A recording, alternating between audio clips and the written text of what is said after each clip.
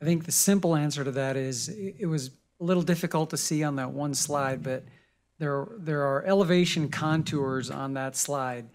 There was a dashed line indicating the specific elevation that we need for this particular project, and it occurs in a very small space, a very short distance to meet that criteria. If maybe we can go back to that slide, it is a little difficult to point out. It is now, yeah. Go ahead. It just came up. Oh. It's coming up. Yeah. What's shown on the slide in front of you are contours. These are lines of equal elevation in the system. You can make out in the lower left hand corner the existing Gregory Hill site. The dashed line represents the line of that same elevation. It moves diagonally towards the north and the west. There are north and east. Thank you. This is the elevation that we needed to try to chase in order to find the best site for the tanks to be located. I don't regularly look at a topographical map for our city. Are there no other points at this elevation that are available? Could you consider other locations?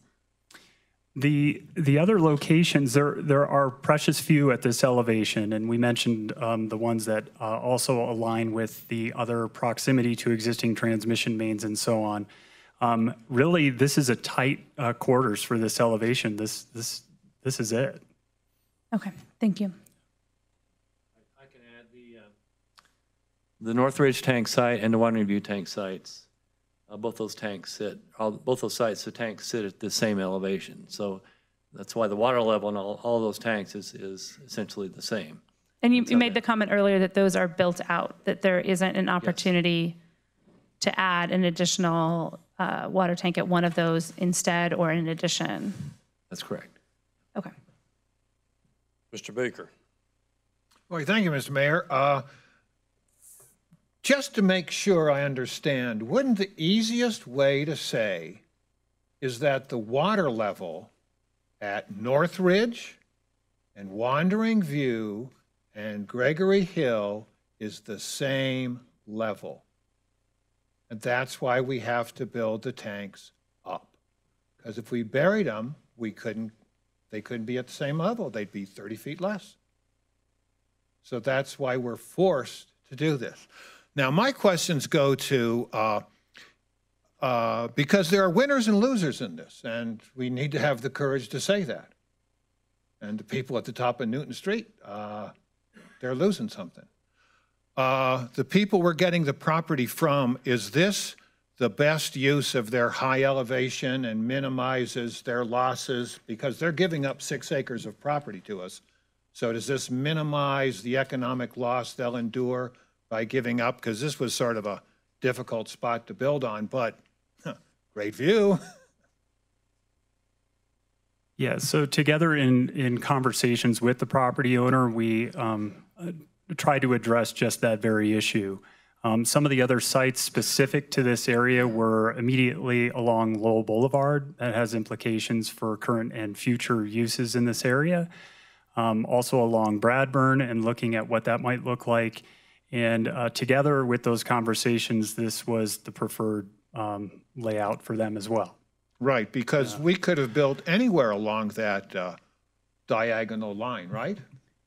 Yes, So, if I could just add, you said 6 acres, and Stephen mentioned 6 acres earlier, but that is the 2 acres that we own plus the 4 acres that we're purchasing from Pillar of Fire.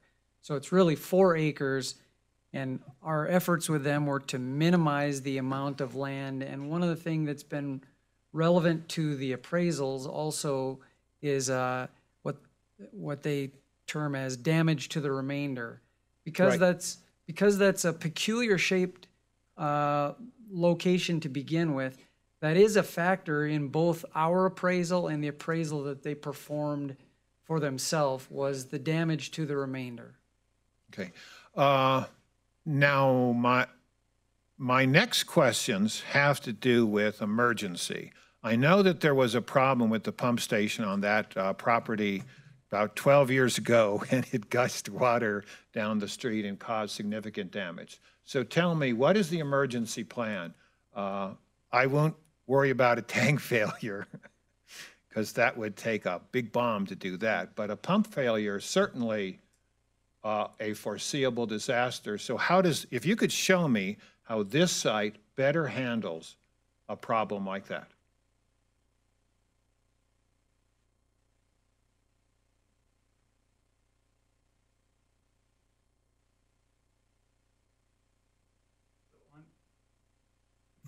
On this particular site, the main piping that leads to and from the tanks is coming off of Lowell Boulevard. Those pipes then are part of the drainage system that flows away from the neighborhood. So if there were a problem, the water is going to flow towards the detention pond that's designed. Where is the detention pond? Is it the little dot to the north of the pump station? It doesn't show up in this particular rendering, but it's to the north and directly in between where the two tanks align, but to the north side of the. Okay, and then once it reaches the limit, well, I mean the capacity of that really detention pond, where does it go then? Yeah, down to the drainage along Bradburn. So it would flow north off the site, down that steep hill to Bradburn, and then where does it go?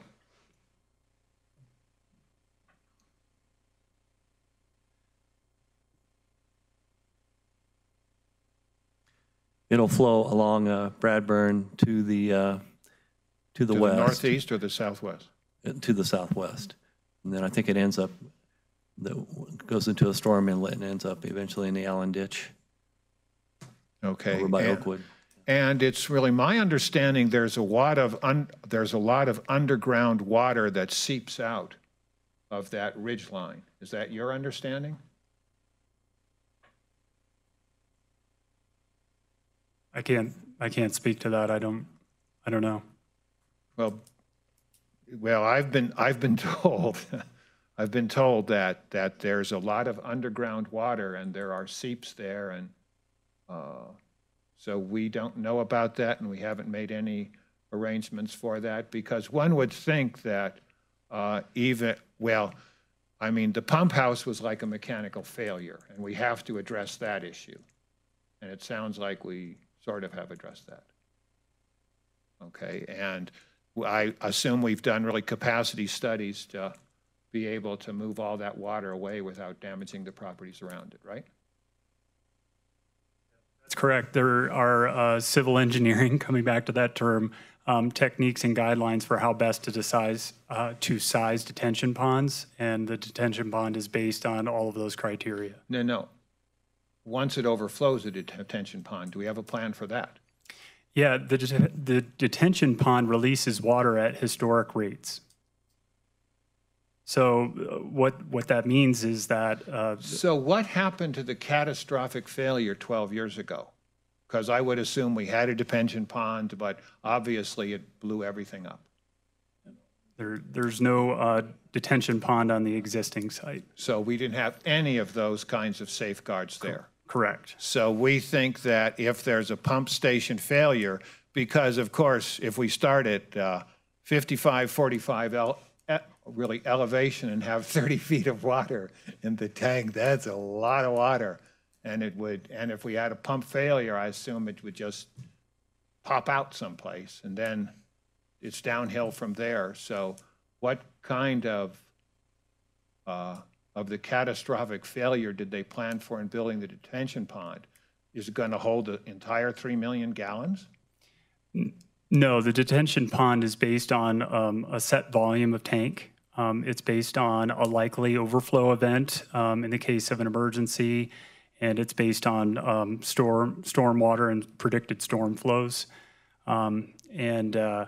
I think when it comes to pipe breaks and other issues in the utility system, we have a function of reliance on our existing stormwater conveyance systems, the streets, the curbs, the gutters that are out there that convey our existing flows every day in the cases of an emergency. So what you're telling me is an overflow of the situation is where we pump too much water into the tank, right? Correct. Okay. And a storm is just whatever thing. So if we had a 7-inch rain, it's sized for a 7-inch rain. So it's really not sized for a failure like we had 12 years ago? I would say that that is correct. That if we have pipe breaks. I think if we've had experience of a failure, we should have at least a plan to address a similar failure.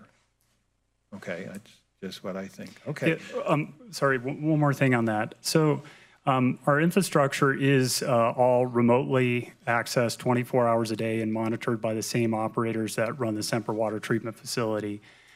These are not items that are simply set into motion. We have sophisticated operational instrumentation. We have a view of how these systems are performing every minute of every day. And the operators will be the first to tell you that if they see something abnormal, they shut the system down.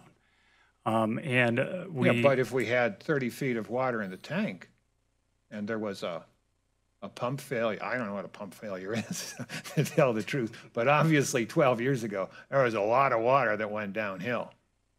So if we had a similar kind of thing, I would just assume that the 3 million gallons could drain out of the whole tank, couldn't it?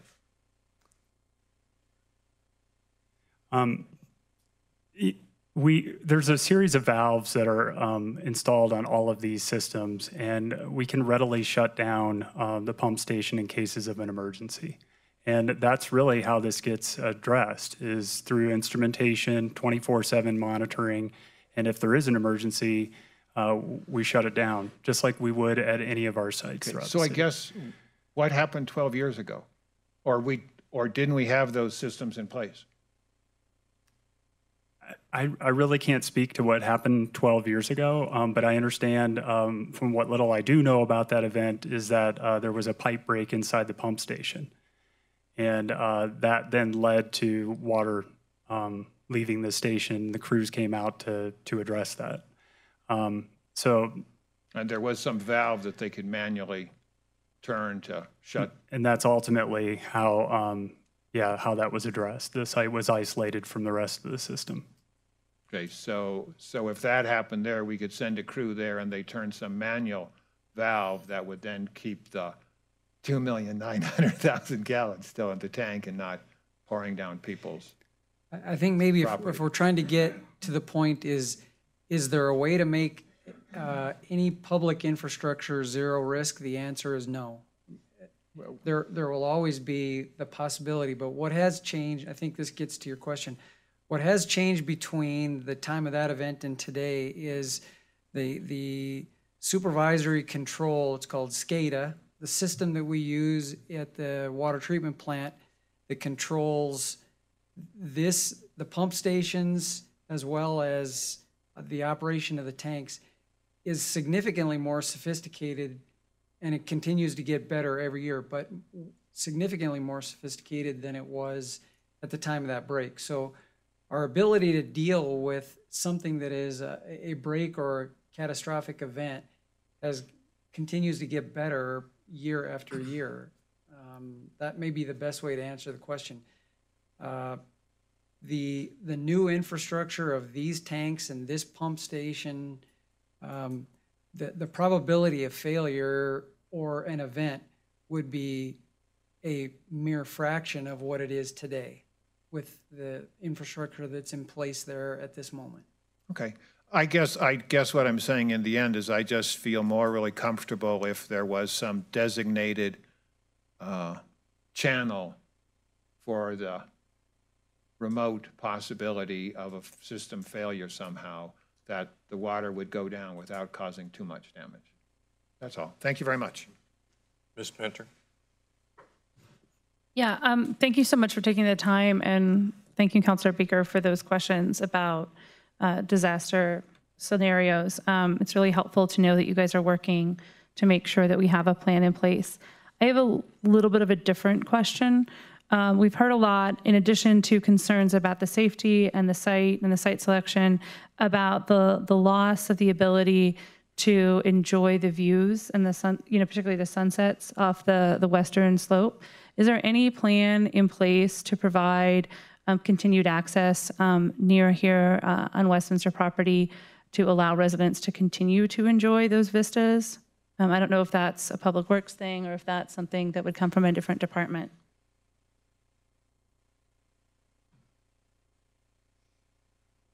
Are you asking perhaps about a trail or a sidewalk or an amenity of that nature? I'm not sure. I'm not sure either. But as you were putting this together, is there any thought going into providing access for the community to continue to enjoy the vistas that they have for a long time on the western side of this proposed build site? I think we're open to an idea or a suggestion there that might properly address that concern for sure. Okay. I don't know what it would be or what it might look like, but we're open to that conversation. We've negotiated and we've discussed with the property owner acquisition of this property for a utility purpose. If there's an interest in this by the city, and I think we would be supportive of anything we could do that would provide an enhanced capturing of the view or access to the site, we'd sure look at it, but I'd want to know from the neighbors first that it's something that they actually want to see.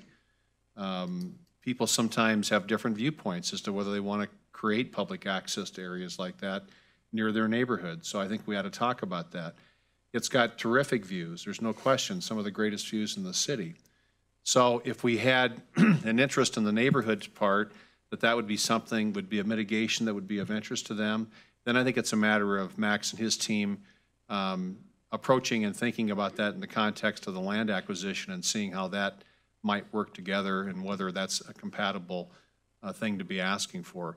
We'll want to continue to maintain the security of our site, but I think we could probably look at designing in a way that might allow that to happen. So if you're suggesting that we open our minds a bit to that sort of thing, we're happy to do that, and we'd be happy to follow up with the neighborhood and get their reaction to it. I just think that for me, it's really important that if this water improvement is really necessary, to continue to provide some sort of access to the vistas and the views, and definitely take neighborhood impact on what that would look like. I don't know. There's so many options. So, Don, do you, by any chance, either you or Max or any of you, know what the current zoning is on the undeveloped portion left there on Pillar of Fire? I believe it's R3.5. Is that right? That's correct. Okay, so is there any height restrictions on what they can do with that development around that site?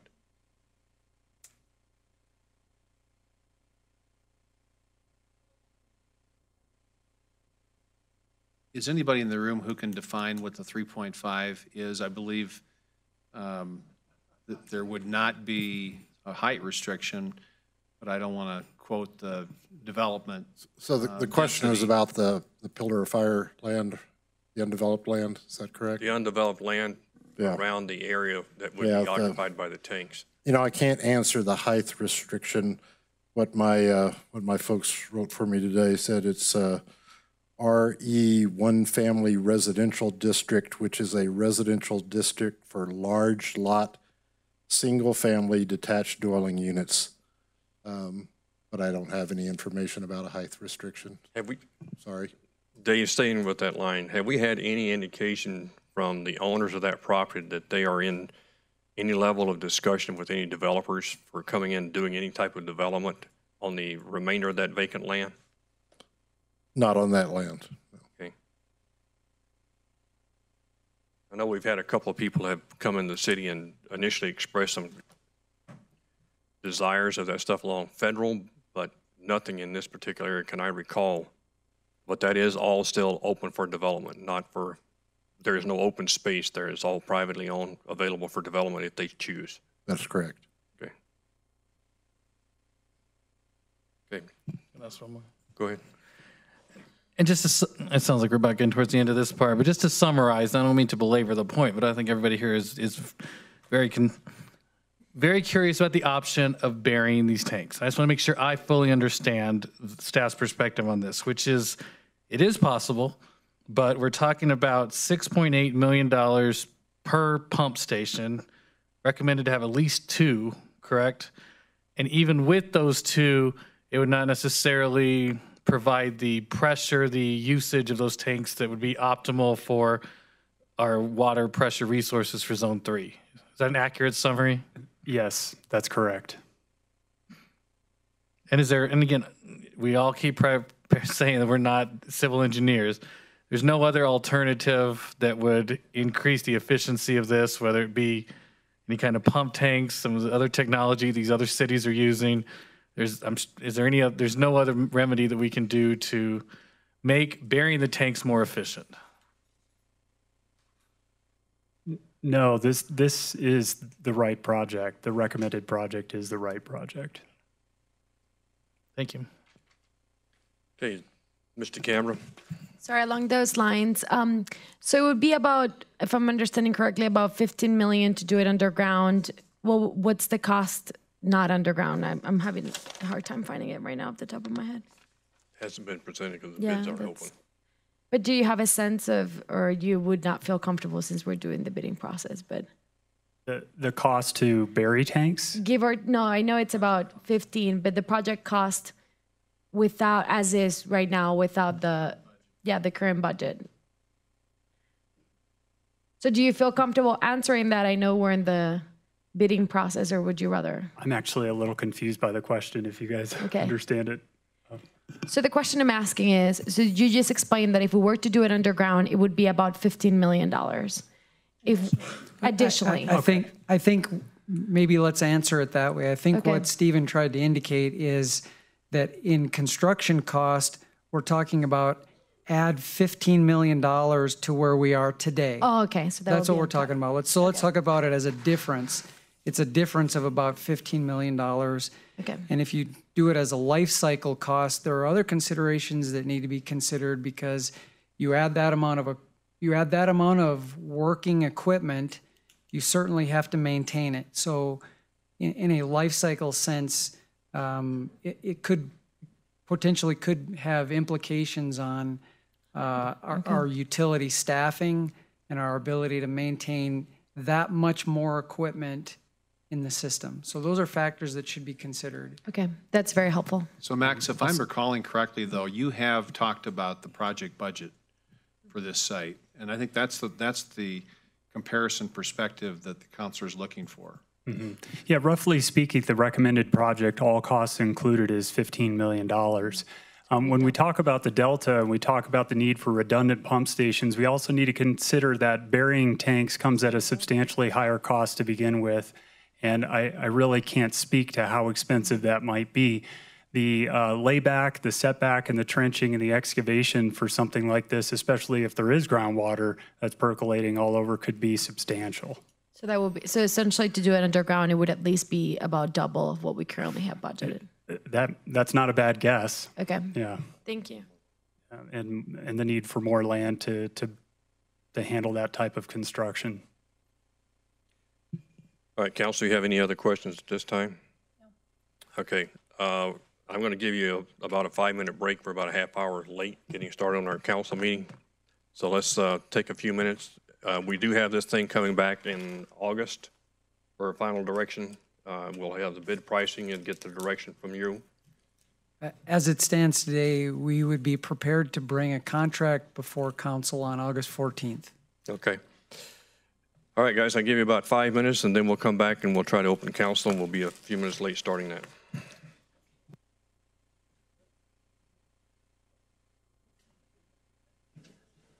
Now, for the audience, if you have comments on this item, there's an opportunity at the public comment period for you to make comments.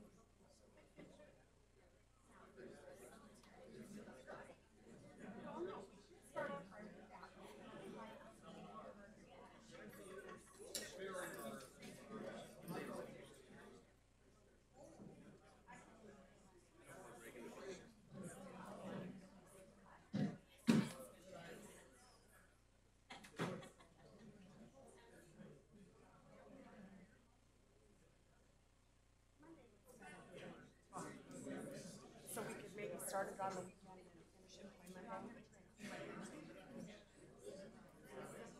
Okay. I will.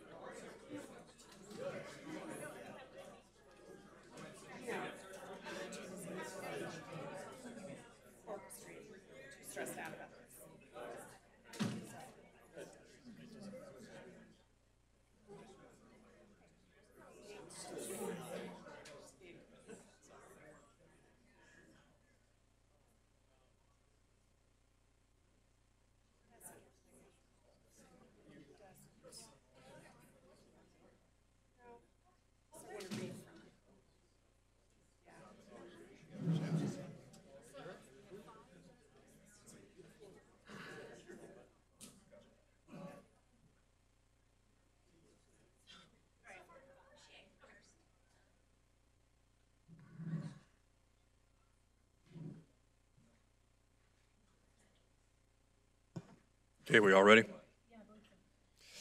All right, good evening, everyone. This is the July 10th, 2017 City Council meeting. At this present time, there is an American flag both in the front and the back. I would ask you please stand and join me in the Pledge of Allegiance.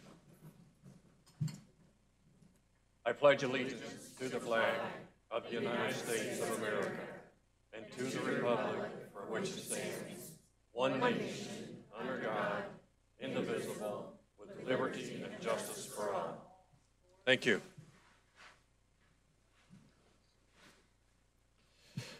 The city clerk, would you please take roll? Atchison. Here. Baker. Here. Byrd. Here. DeCambra. Here. Garcia. Here. Pinter. Here. Sights. Okay. First item on the agenda will be the consideration of the minutes of the preceding meeting of June the 26th. Mr. Baker. All right, thank you, Mr. Mayor. I move that City Council approve the minutes of the June 26th, 2017 meeting as presented. Is there a second to the motion? Second. I have a motion and a second. All those in favor of the motion, please signify by aye. Aye. Any opposed? Hearing none, the motion is carried. Moving on to item 4. There are no other presentations scheduled for the council meeting period tonight, so we will move on to item 5. Ladies and gentlemen, this is the part we call citizen communication, where every person who has an item that they'd like to talk about, if it does not pertain to a scheduled public hearing, which we would have on the agenda, which there are none tonight. Nope, there is. I'm sorry. There is one on item B1. Other than that, the item is open for discussion. You will have up to 5 minutes per person. When you come to the microphone, I will call you based upon the sign-up sheets that I have from the back. We'll continue to watch those as we go through to make sure we cover everybody. I have 5 people signed up so far. Again, you have a 5-minute limit. The little green light comes on when your time starts. The yellow light comes on to warn you when you have 1 minute left. And then we have a red light that comes on to let you know that your time is up, and I'll remind you as well when your time is up. I will start with Joe Janecki, and if I mispronounce it, please correct me when you come up. Thank you, councilors. I'm here tonight to speak to my opposition to the EDA, which is the Economic Development Agreement between the Alamo Theaters and the City of Westminster. More specifically, I guess most taxpayers don't know that the Colorado state law prohibits cities from forming general impact districts, which is what came out of this relationship with the Alamo Theaters. I found it curious that the theaters bought a very small parcel of ground and then proceeded to apply for a general improvement district heading for that area, and then was granted that through a vote of one party themselves. And then that Westminster leadership piled onto this and asked that the entire downtown area could be included in that general improvement district. And being only one voter, it was agreed upon. So what the city of Westminster was able to backdoor a deal circumventing Colorado law in order to implement a general improvement district mill levy tax on the new downtown district properties. This new tax was 50 mills, which is going to raise the property tax on those parcels of land to one of the very highest in our areas. And just as a comparison, the surrounding areas are at about 3.5 mills. So I can't help but think that any business person considering locating in this new district has been aware of the potential of this tax since 2015 and has taken it as a consideration as to whether or not they're going to buy into this new downtown area of ours. And my two key points are, I'm really concerned about how the city of Westminster backdoored their way into this tax, to create this tax on this property, why they did it, because undoubtedly it's having a detrimental effect on selling this property to prospective developers. So why was that done? And why was it done so clandestinely? I'd like to hear an explanation from the council about that at some point. Thank you for your time. Okay.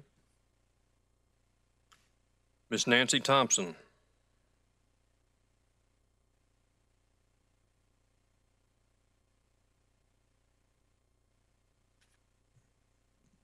Hi, I'm Nancy Thompson, and I wanted to also comment on the Alamo agreement. And I, like Joe, don't understand how this happened and why it happened in such a backdoor way.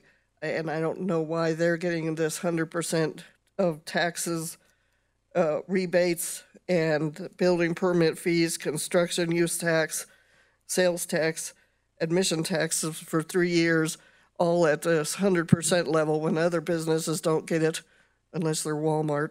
But I can't figure out how this is happening, and I would as well like an explanation as to how that happens. I'd also like to talk about the Observatory Heights area, and because I have friends up there, and I don't think they were given enough time and due diligence was given to the neighborhood as to what was going on there. It sounds like all this planning and $1 million have already been spent, but not near enough. One meeting last month, and they want to start already next month with the going on with the contracts and all. I think that's reprehensible to have that happen to the citizens of our community. If it can happen in this neighborhood, it can happen in any of our neighborhoods. Thank you. Ms. Ann Merkel.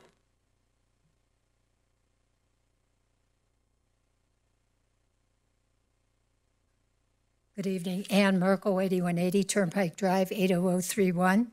And I'm here to speak as a cheerleader, if you will, for the master plan for the library that you will be looking at. Just a couple of points that you can tuck away in your brain and pull out later when you are ready to look at that plan. One I would ask you to think about is keeping current and maybe a little bit ahead of technology for the library. This has happened in other departments in the city, and I think the library no less deserves that same issue to be addressed for them. The other thing to tuck away in your brain is people say the library isn't a revenue producer, but it is a revenue producer. It is influential when developers come into our city and they see, oh, this is a full-service city with an adequate library to serve the residents of that city. And the other thing that I would ask you to look at is we have people in the community who only have the library as their access to information, both technical, educational, and recreational type reading. Not only reading, but programs that are provided for those people. The program, for instance, of English, studying the Constitution, getting ready to become a citizen of our country. Those are the things I'd like you to put away and be able to pull out when you look at that master plan later. And we hope that you will accept that plan and pass it. Thank you. Thank you, ma'am. Mr. Grady Novus.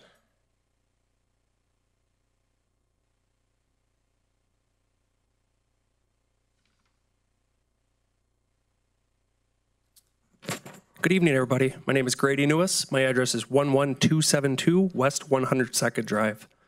I'm here to talk today about bipartisanship on City Council and some money that's coming from basically super PACs into our elections this fall. I'm specifically talking about the CIRC, also known as the Colorado Immigrant.org, also known as Colorado Immigrant Rights Coalition, also known as the CIIRC because they only represent illegal immigrants. There's been rumors circulating through City Council here that the CIRC has sent out questionnaires to City Council members and mayoral prospects on who they're actually going to be funding in this fall's election. I just want to tell some of the people here in Westminster some of the posts that come from their Facebook site so you could decide for yourself if this is where you want money coming into your Westminster candidates. On June 2nd, they called the Trump administration's immigration reform the Grinch budget, and they say it continues to climb out from the cesspit where it was birthed in order to bring America in line with North Korea for the most hateful and abusive to its own people. They're comparing people here in Westminster to North Koreans. On June 8th, they say, word for word, unacceptably tone-deaf views from ICE that will affect police communication relations. Kudos to Mayor Hancock and the city of Denver for continuing to insist on ICE's compliance with Denver's request.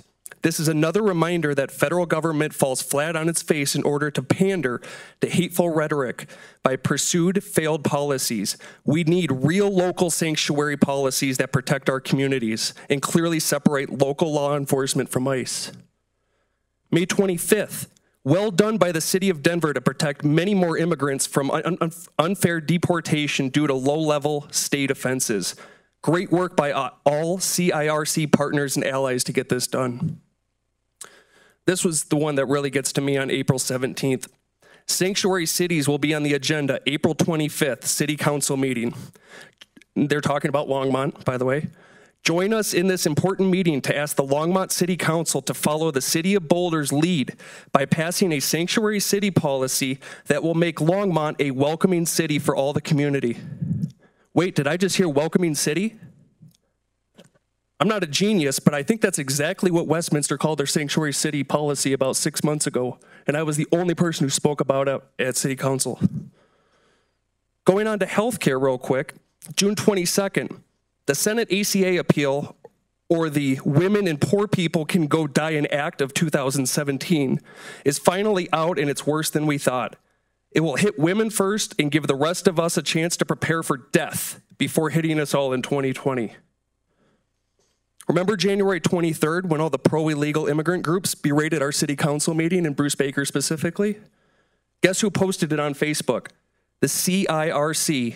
They put a Facebook post up saying, urgent call to action for Westminster community. Come join us in calling out Westminster Councilman Bruce Baker on his racist statements towards women, immigrants, and refugees and supporting the Westminster community. That's the only time they've been to Westminster was to berate our city council members. This group CIRC ties the judicial system in coordination with the ACLU and costs the taxpayers and citizens of Colorado hundreds of thousands of dollars in attorney's fees alone on one issue: protecting illegal, undocumented immigrants while undermining federal authority. I recommend anybody who is a Westminster resident to ask each person who's running for city council or mayoral position the following questions. Have you been contacted by the CIRC? Will you be accepting any money from the CIRC to fund your campaign? Have you ever personally donated to the CIRC? I bet if you get the truth out of your candidates on those questions, you would see how the city's welcoming policy really is a sanctuary city policy, like I have said for months, and I will say here again today. Thank you for your time. Joanne Groff.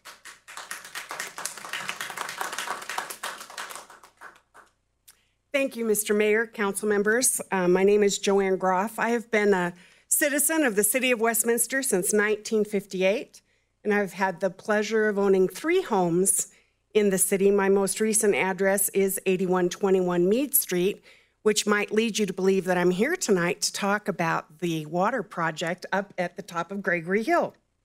With all due respect to Mr. Gruters, there are a few comments I would like to make that I think might be contrary to what you have heard. You heard during the presentation that the city has been working on this project for over 2 years. You also did hear that the neighbors directly involved in this project hadn't had any notice and actual presentation on it until June 21st of this year, so a little over 3 weeks ago. But you all are going to be asked to consider a contract in another 2 weeks. So it's interesting that this project is moving so very quickly and without any input from the neighborhood until now. We do currently live next to a field with pristine views. Councilor Pinter asked about that. I can see a lovely view to the east. I get to watch the sunrise over the castle. I have a lovely view to the west. I get to watch the sunset over Long's Peak.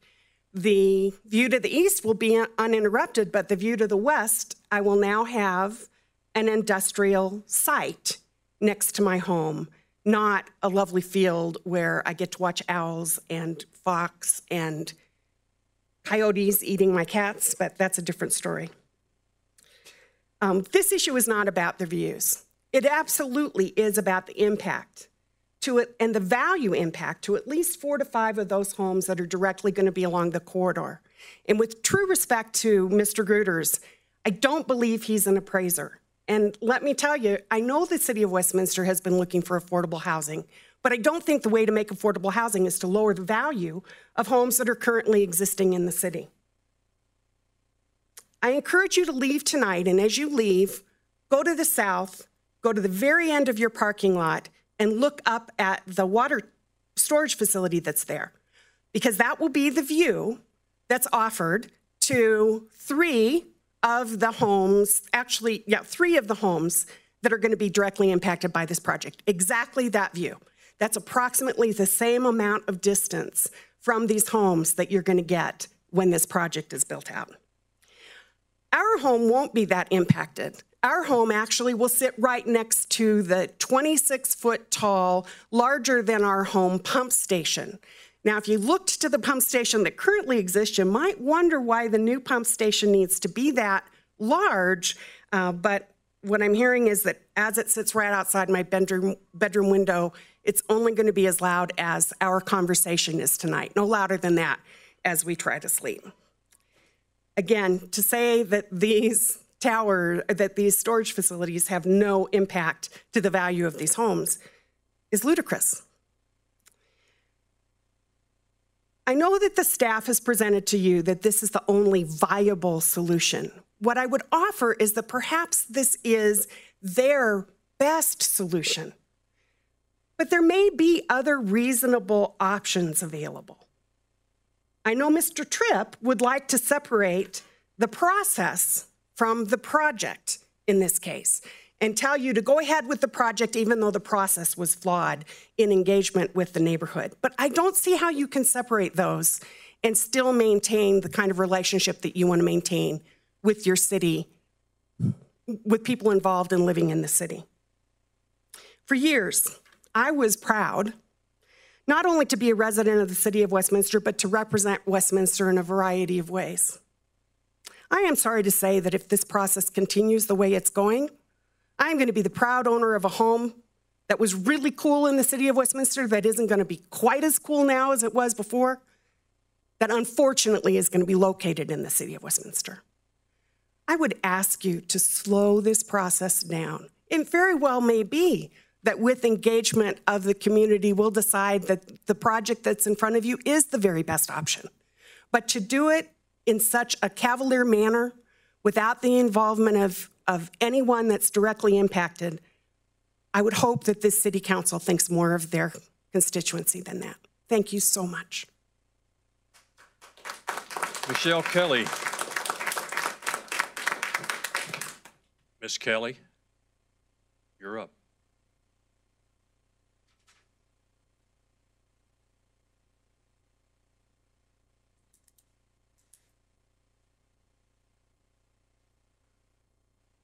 Good evening, Council. My name is Michelle Kelly. I moved to Westminster in 1967, 50 years ago, and I was hired by the city in June of 1973 to work in the city clerk's office. In 1974, the city hired a consultant to work with the city clerk's office to set up a record system for all of the city records. The preservation that we did at that time consisted of acid-free folders and file cabinets to deter light and water damage to the documents.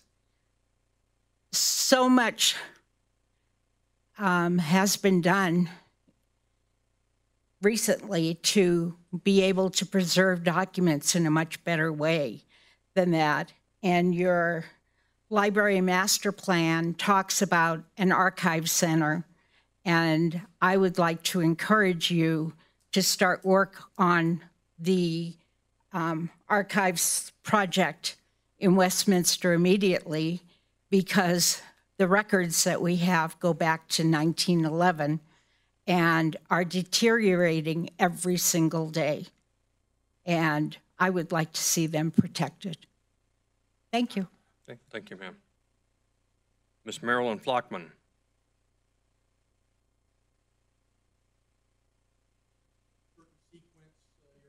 Come on. You did. It was my error. Skipped you. The mayor made an error? Yeah. Oh my gosh. He's still human. Good. That's good to know. Good evening, Mayor, Council, staff. I'm Bill Christopher. I reside at 3781 West 101st Avenue here in Westminster. I'm here tonight not to speak on anything on your agenda, but an item that is coming up before you in the near future, and that is the library master plan.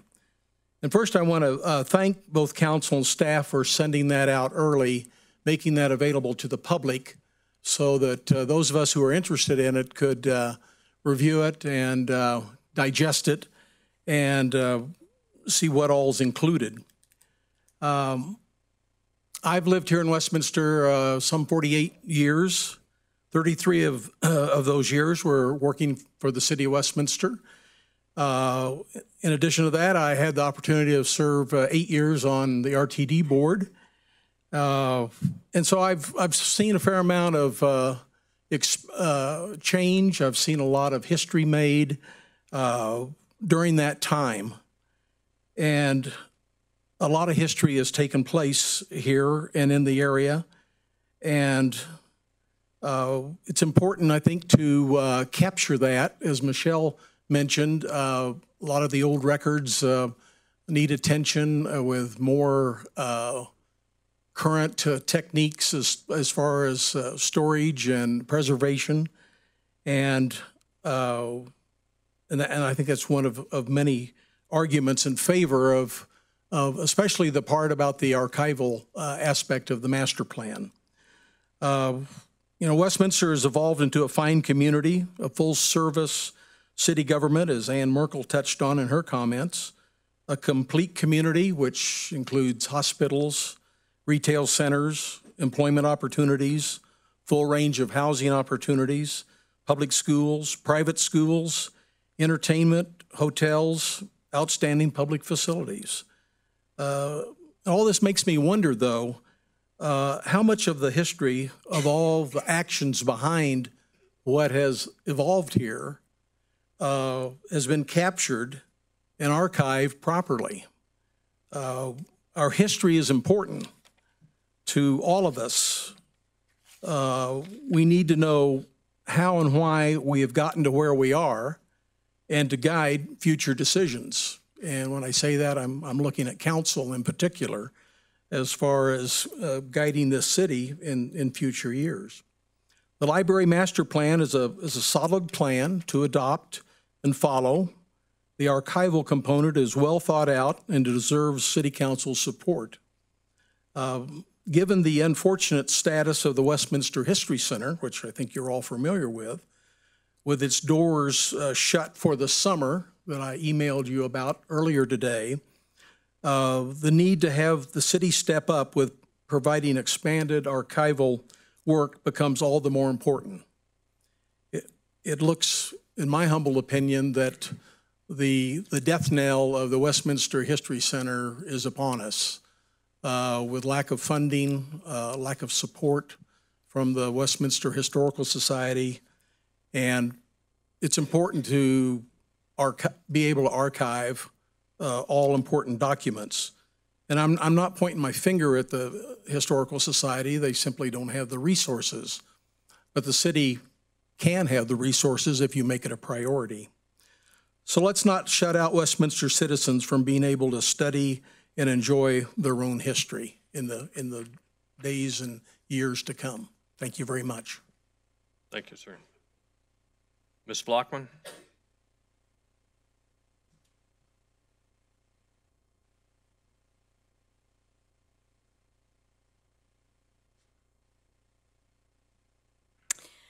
Mayor Atchison and fellow city councilors, my name is Marilyn Flockman. I reside at 9820 Wolf Court.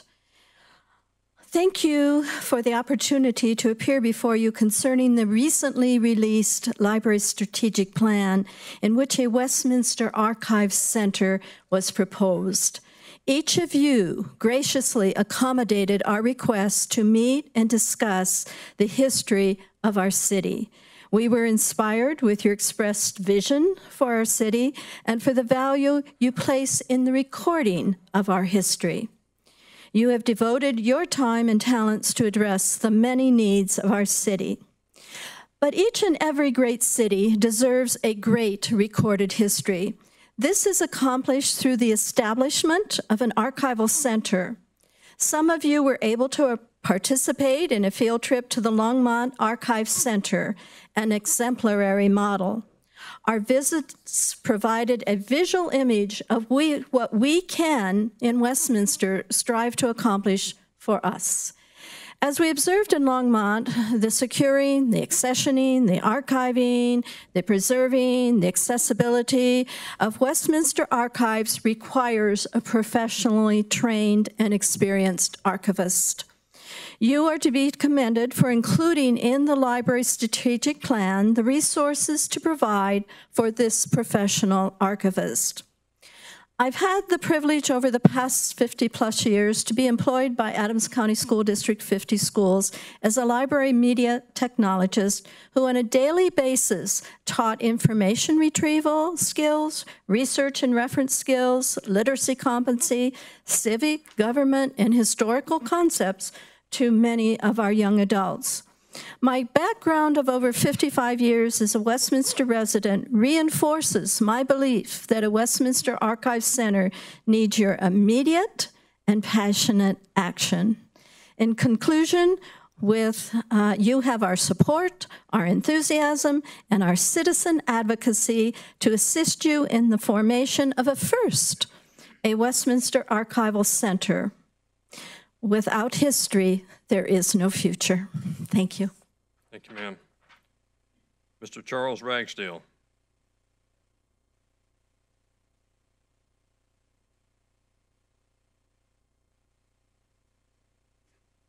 Back again. Charles Ragsdale, 8120 Osceola Street, Westminster. Mayor Atchison, City Council. I have a speech here, but it's hard to know what to say, having spent the last time period listening to the project to be put on our hill. I wish I could have asked some questions and answered some questions during that time period, because I can tell you where those millions of gallons went 12 years ago when the pipe broke in the pump house. I can tell you also that it had nothing to do with the tank. It had to do with a pipe on the pressure side of the pump which broke, and we had backflow coming into there. It didn't come out of the tank at all. It came out of the system. We asked for a meeting with Manager Tripp last week, and his reply to that was that Mr. Gruder sent us a letter. The letter was nothing more than a rehash of the information that they gave us at the open house when they did their victory lap on that evening. Mr. Gruters in his letter refers to a $500 million study that was done by the city, and he goes on to say that it's available electronically if you want to ask for it from the city. Now, I put through a request for information under the Colorado Open Records Law